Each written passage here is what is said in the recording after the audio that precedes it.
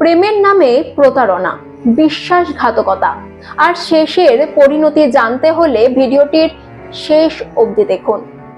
ধানক্ষেত, নিস্তব্ধ দুপুর, আর তার মাঝখানে পড়ে আছে এক গৃহবধূর রক্তাক্ত নিথর দেহ। 28শে মার্চ মিনাখার দেবীতলা কাহারপাড়ায় হঠাৎই থমকে যায় সময়।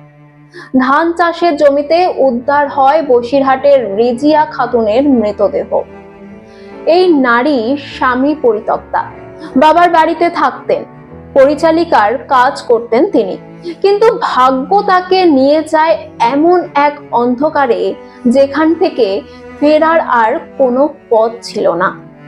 পুলিশি তদন্তে বেরিয়ে আসে এক হৃদয় বিদারক সত্য। রিজিয়ার সঙ্গে প্রেম, তারপর বিয়ে করেছিল উত্তর ঘোনার সিরাজ মণ্ডল, কিন্তু পুরনো স্ত্রীর সঙ্গে দ্বন্দ্বের জন্ম নেয় ত্রিকোণ সংকট, আর সেই টানাপোড়েনের শেষ হলো খুনে। একদিন সিরাজ তাকে নিয়ে আসে ধানক্ষেতে গল্প করার নাম করে, আর সেখানেই হাতুড়ির একের পর এক আঘাতে শেষ করে দেয় তার জীবনের গল্প।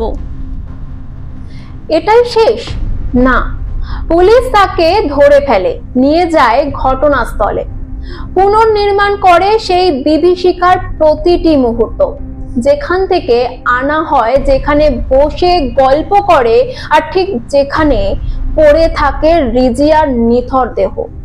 সবকিছু সিরাজ নিজেই দেখিয়ে দেয়। উদ্ধার হয়েছে খুনের ব্যবহৃত হাতুড়িও। প্রেমের নামে প্রতারণা, বিশ্বাসঘাতকতা আর শেষে মৃত্যু।